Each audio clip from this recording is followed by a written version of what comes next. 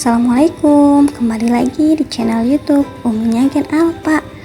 Apa kabar nih, ya Robun semuanya?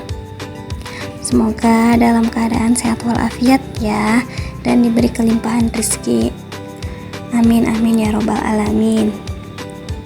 Kali ini saya ingin berbagi pengalaman saya dalam pembuatan paspor untuk kedua anak saya.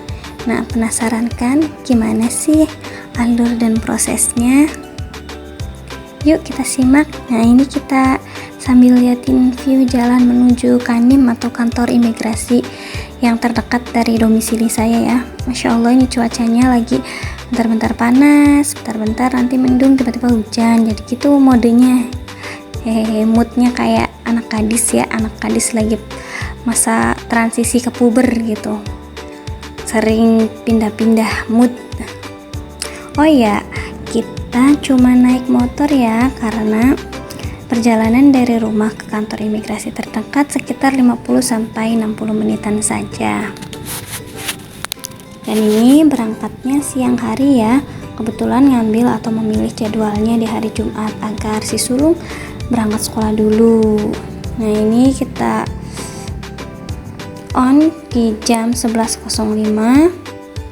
Terpantau arus lalu lintas ramai lancar ya. Sengaja nanti Jumatannya di masjid samping jalan aja. Pas nanti udah di Kedawung. Nah, ini nanti kita belok masuk ke dalam Jalan Sultan Ageng Tirtayasa. Terus lurus terus. Nanti sekitar 15 menitan ya. Ya ini tiba-tiba udah nyampe di Indomaret aja nih, udah masuk ke dalam nih para bocil ya.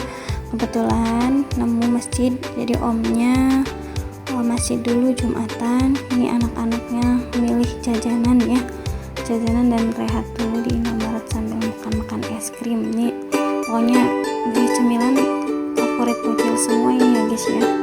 Oh iya, syarat-syarat untuk pembuatan paspor anak itu yang pertama harus sertakan KTP elektronik ayah atau ibu, kemudian kartu keluarga, kemudian akte kelahiran,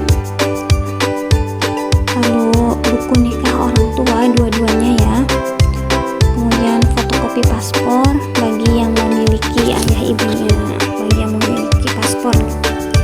Jangan lupa juga sediakan materai yang 10 ribuan, 2 atau 3. Sebenarnya kalau kurang juga di sana itu ada koperasi ya, bisa beli kalau kurang-kurang, atau ada berkas yang belum difotokopi bisa di sana. Tapi alangkah baiknya kalau sudah menyiapkannya dari rumah. Terus jangan lupa kedua orang tua harus mendampingi saat pembuatan paspor. Jika salah seorang berhalangan hadir, harus ada surat kuasa. Misal nih ayahnya nggak bisa ikut hadir, maka harus bikin surat kuasa bermaterai yang dikuasakan kepada istrinya atau ibu dari anak tersebut. Lalu harus ada surat pernyataan dari kedua orang tua yang menyatakan bertanggung jawab penuh terhadap penggunaan paspor anak. Nah, kita udah sampai di lokasi nih, yaitu di Kanim, Cirebon. Nah, lalu kita ambil parkir nih. Habis parkir kita ambil antriannya, kita ngisi formulir yang disediakan, yaitu surat pernyataan orang tua.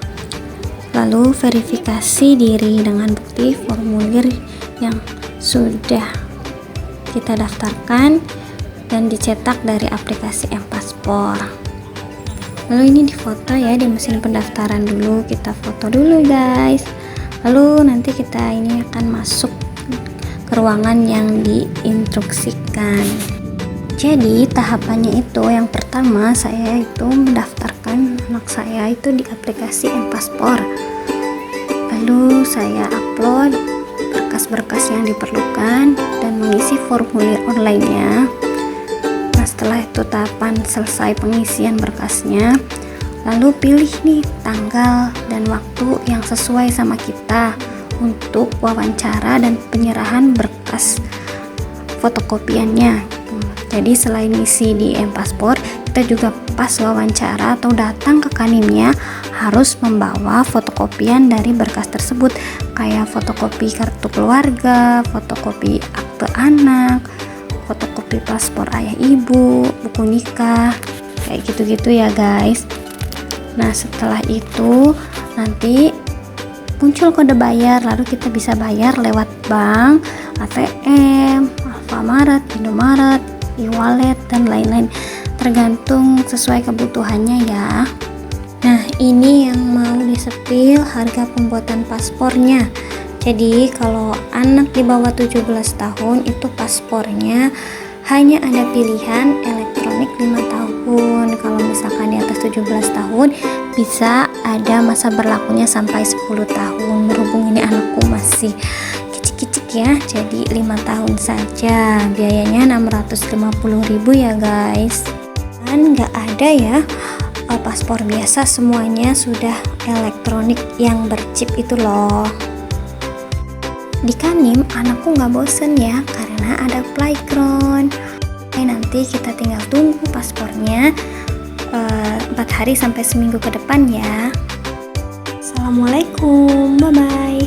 Nanti kita akan upload lagi hasil dari paspornya.